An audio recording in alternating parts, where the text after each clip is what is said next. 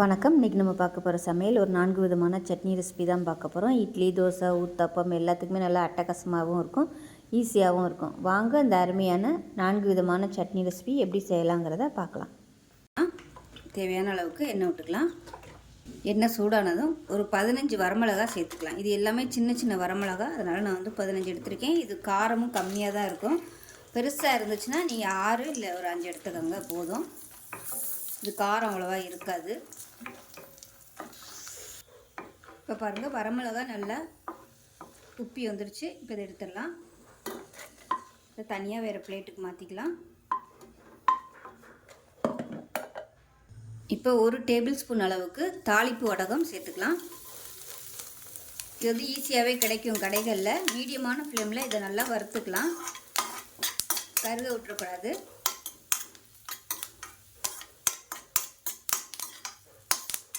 இப்போ இது எல்லாமே நல்லா பொரிஞ்சிருச்சு. இதையும் வேறு பிளேட்டுக்கு மாற்றிக்கலாம்.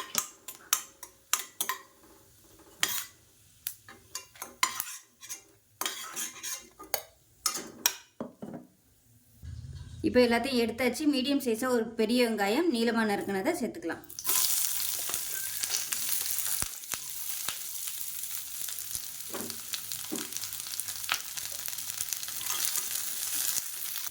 இப்போ இதில் ஒரு 6 பல் பூண்டு சேர்த்துக்கலாம். அது கூட ஒரு 2 கொத்து கருவேப்பிலை சேர்த்துக்கலாம்.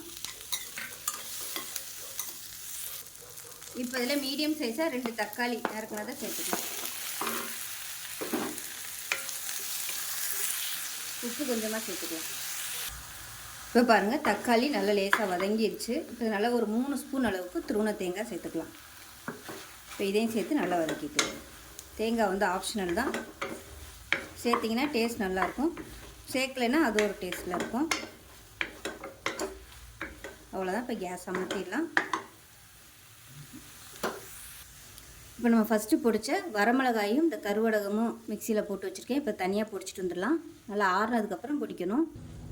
இப்போ பாருங்கள், இந்தளவுக்கு நல்லா பொடி பண்ணதுக்கப்புறமா இப்போ இதை மிக்சி ஜாரில் இதையும் சேர்த்துக்கலாம். இப்போ இது சூடாக இருக்குது, கொஞ்சம் ஆற விட்டு தான் நான் அரைப்பேன், சூட்டோடு போட்டுற வேணாம். இப்போ அதை நல்லா நைஸாக அரைச்சிட்டு பார்க்கலாம். இப்போ பாருங்கள், சட்னி நல்லா அரைச்சிட்டு வந்தாச்சு. இதுக்கு வந்து தாளிக்கணும்னு அவசியம் இல்லை, அப்படியே சாப்பிட்லாம். சூடான இட்லிக்கு இந்த சட்னி வச்சு சாப்பிட்டு பாருங்கள், அட்டகாசமாக இருக்கும். கலர் பார்க்கையிலே தெரியும் உங்களுக்கு எந்த கலரில் இருக்கணும். ஸோ அருமையான தக்காளி சட்னி ரெடி ஆயிடுச்சு. இதே மாதிரியே செஞ்சு பாருங்கள். செஞ்சு பார்த்துட்டு எப்படி வந்துச்சுங்கிறத சொல்லுங்கள். வீடியோ பிடிச்சிச்சுன்னா லைக் பண்ணுங்கள், கமெண்ட் பண்ணுங்கள், சேனலை சப்ஸ்கிரைப் பண்ணுங்கள், பக்கத்தில் பெல் பட்டனையும் ப்ரெஸ் பண்ணுங்கள். நன்றி. ஒரு கடாய் எடுத்துக்கலாம். தேவையான அளவுக்கு எண்ணெய் விட்டுக்கலாம். எண்ணெய் சூடானதும் கடுகு 1 டீஸ்பூன் சேர்த்துக்கலாம். கடலைப்பருப்பு நல்லா ஒரு 2 டேபிள் ஸ்பூன் சேர்த்துக்கலாம். இப்போ லேசாக நல்லா வறுபடட்டும். எண்ணெய் ரொம்ப சூடாகிடுச்சு, அதனால் நான் உடனே வெங்காயத்தை சேர்த்துக்கிறேன். நீங்கள் மீடியமான ஃப்ளேமில் வச்சுக்கோங்க. மீடியம் சைஸாக 2 வெங்காயம் நல்லா கட் பண்ணி வச்சுருக்கேன், அதை சேர்த்துக்கலாம்.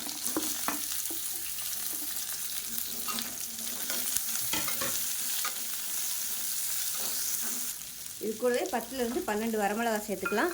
எல்லாமே சின்ன சின்னதாக தான் இருக்குது, அதனால் சேர்த்துருக்கேன். இல்லைன்னா கம்மியாக சேர்த்துக்கோங்க.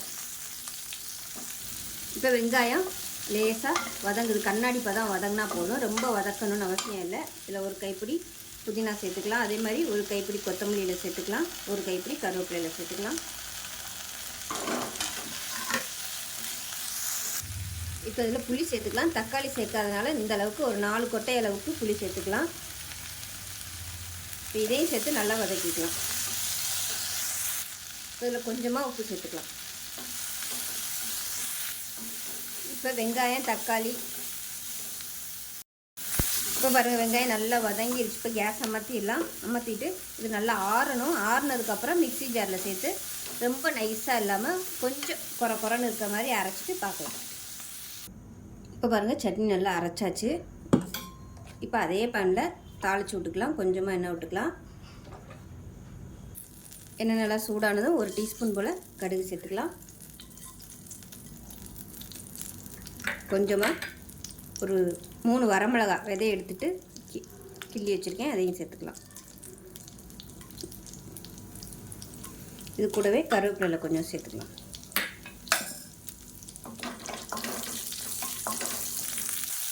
இப்போ தாளிப்பு ரெடி ஆகிடுச்சு. கேஸ் அமர்த்திட்டு இந்த தாளிப்பு எடுத்து நம்ம அப்படியே சட்னியில் சேர்த்துக்கலாம்.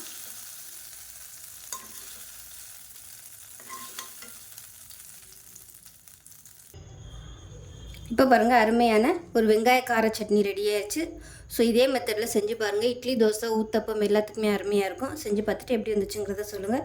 வீடியோ பிடிச்சின்னா லைக் பண்ணுங்கள், கமெண்ட் பண்ணுங்கள், சேனலை சப்ஸ்கிரைப் பண்ணுங்கள், பக்கத்தில் பெல் பட்டனையும் ப்ரெஸ் பண்ணுங்கள். நன்றி. தேவையான அளவுக்கு எண்ணெய் சேர்த்துக்கலாம். எண்ணெய் சூடானதும் 2 டேபிள் ஸ்பூன் உளுந்து சேர்த்துக்கலாம். இது நல்லா பொன்னிறமாக வறுத்துக்கலாம். இப்போ இதில் 2 வரமிளகாய் சேர்த்துக்கலாம்.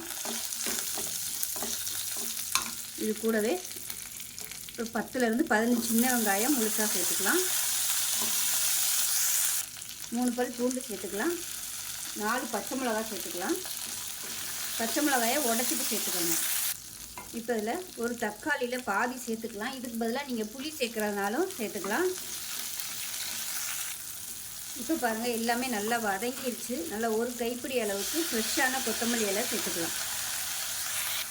மல்லி இலை இந்த அளவுக்கு லேசாக வதங்கினா போதும். இப்போ கேஸ் அமர்த்திட்டு நல்லா ஒரு 4 டேபிள் ஸ்பூன் அளவுக்கு துருவன தேங்காய் சேர்த்துக்கலாம். சேர்த்துட்டு அந்த சூட்லேயே பரட்டி விட்டுக்கோங்க. மல்லி இலை ரொம்ப வதக்கணும்னா அந்த வாசனை போயிடும். அதனால் இந்த அளவுக்கு லேசாக வதக்குனிங்கன்னா போதும்.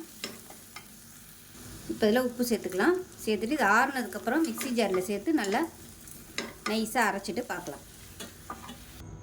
இப்போ பாருங்கள், சட்னி நல்லா அரைச்சாச்சு. நல்லா வாசனையாக சூப்பராக இருக்குது. கமகமான மல்லி வாசனையோட சின்ன வெங்காயம் சேர்த்துருக்கிறதுனால டேஸ்ட் நல்லா அட்டகாசமாக இருக்கும். இப்போ இதில் கடுகு, கருவேப்பிலை, பெருங்காயம் போட்டு தாளித்து வச்சுருக்கேன். இப்போ தான் சட்னியில் கொட்டிடலாம். அவ்வளோதான், ஒரு சூப்பரான சின்ன வெங்காய கொத்தமல்லி சட்னி ரெடி ஆயிடுச்சு. டேஸ்ட் நல்லா அட்டகாசமாக இருக்கும். சுட சுட இட்லிக்கு இது மாதிரி வச்சு சாப்பிடுங்க. நல்லா ஹெல்த்தியாகவும் இருக்கும். நான் வந்து கெட்டியாக வச்சுருக்கேன். தண்ணியாக வேணாலும் நீங்கள் வச்சுக்கலாம். ஸோ இதே மாதிரியே செஞ்சு பாருங்கள். செஞ்சு பார்த்துட்டு எப்படி வந்துச்சுங்கிறத சொல்லுங்கள். வீடியோ பிடிச்சின்னா லைக் பண்ணுங்கள், கமெண்ட் பண்ணுங்கள், சேனலை சப்ஸ்கிரைப் பண்ணுங்கள், பக்கத்தில் பெல் பட்டனையும் ப்ரெஸ் பண்ணுங்கள். நன்றி. பேன் எடுத்துக்கலாம். நல்லெண்ணெய் சேர்த்துக்கலாம். எண்ணெய் சூடானதும் 2 டேபிள் ஸ்பூன் அளவுக்கு மிளகு எடுத்திருக்கேன். இது வந்து மீடியமான ஃப்ளேமில் நல்லா அப்படியே வடகை மாதிரி பொரிய விட்டு எடுத்துக்கணும். வடகை மாதிரி நல்லா பொரிஞ்சு வந்துச்சுன்னா தான் உங்களுக்கு அந்த காரம் வந்து கம்மியாக இருக்கும். டேஸ்ட்டும் நல்லாயிருக்கும். இல்லைன்னா அந்த மிளகோட பச்சை வாசனை வரும். மீடியமான ஃப்ளேமில் நல்லா பொரிய விட்டு எடுத்துக்கலாம். இப்போ பாருங்கள், மிளகு நல்லா அப்படியே பொரிய ஆரம்பிச்சிருச்சு. இது அப்படியே வேறு பிளேட்டுக்கு மாற்றிக்கலாம். இப்போ அதே எண்ணெயில் 1 டீஸ்பூன் போல் சீரகம் சேர்த்துக்கலாம். ஒரு 4 பல் பூண்டு சேர்த்துக்கலாம். இது கூடவே சின்னதாக ஒரு 5 துண்டு இஞ்சி சேர்த்துக்கலாம். ஃபஸ்ட்டு இதை நல்லா வறுத்துக்கலாம். இது கூடவே ஒரு 3 வரமிளகாய் சேர்த்துக்கலாம். கொஞ்சமாக கருவேப்பிலையில் சேர்த்துக்கலாம். இப்போ மீடியம் சைஸாக ஒரு தக்காளி சேர்த்துக்கலாம்.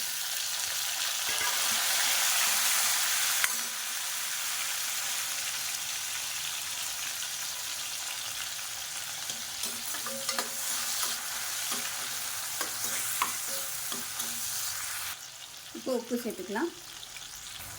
இப்போ தக்காளி நல்லா மசிஞ்சு வந்துடுச்சு. இப்போ இதில் நல்லா ஒரு 3 ஸ்பூன் அளவுக்கு துருவன தேங்காய் சேர்த்துக்கலாம். கேஸ் அமர்த்திடலாம்.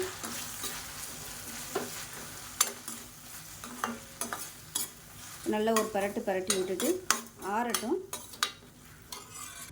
இப்போ பாருங்கள், நம்ம வறுத்து வச்சுருந்த மிளகு எல்லாமே மிக்ஸி ஜாரில் சேர்த்துருக்கேன். இப்போ நம்ம வதக்கி வச்சுருந்ததையும் மிக்ஸி ஜாரில் சேர்த்துக்கலாம். அது நல்லா ஆறணும். ஆறுனதுக்கப்புறம் தான் அரைக்கணும், இல்லைன்னா அப்படியே தெறிக்க ஆரம்பிச்சிடும். இப்போ எல்லாத்தையுமே மிக்ஸி ஜாரில் சேர்த்துட்டேன். இதில் கொஞ்சமாக வெல்லம் சேர்த்துக்கலாம். சேர்த்துட்டு தண்ணி ஊற்றிட்டு நல்லா நைஸாக அரைச்சிட்டு பார்க்கலாம். இப்போ சட்னி நல்லா நைஸாக அரைச்சாச்சு. அதே கடாயில் கொஞ்சமாக நல்லெண்ணெய் சேர்த்துக்கலாம். எண்ணெய் சூடாயிடுச்சு. 1 டீஸ்பூன் கடுகு சேர்த்துக்கலாம். கருவேப்பிலை சேர்த்துக்கலாம். இப்போ பாருங்கள், கடுகு கருவேப்பிலை நல்லா பொரிய ஆரம்பிச்சிருச்சு. நம்ம அரைச்சி வச்சுருக்க அந்த சட்னி எதுவோ சேர்த்துக்கலாம்.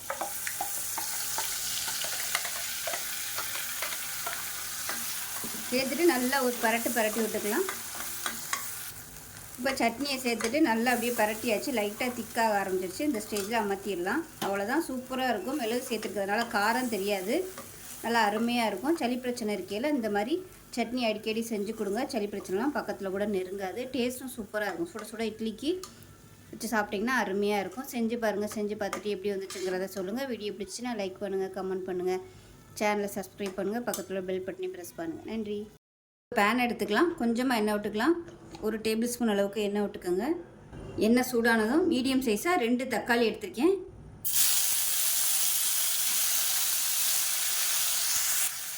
இப்போ இது கூடவே காரத்துக்கு நல்லா ஒரு 5 வரமிளகாய் சேர்த்துக்கலாம்.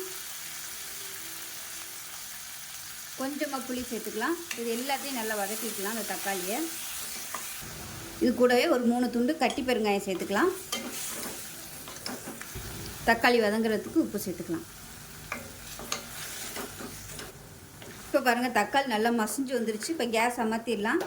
அமர்த்திட்டு இதை ஆற விட்டு மிக்ஸி ஜாரில் போட்டு நல்லா நைஸாக அரைச்சிட்டு பார்க்கலாம். இப்போ பாருங்கள் சட்னி நல்லா நைஸாக அரைச்சாச்சு. இப்போ அதே கடாயில் தேவையான அளவுக்கு எண்ணெய் சேர்த்துக்கலாம். எண்ணெய் நல்லா சூடாயிருச்சு. 1 டீஸ்பூன் போல் கடுகு சேர்த்துக்கலாம். கடுகு பொரியவும் கருவேப்பிலை சேர்த்துக்கலாம்.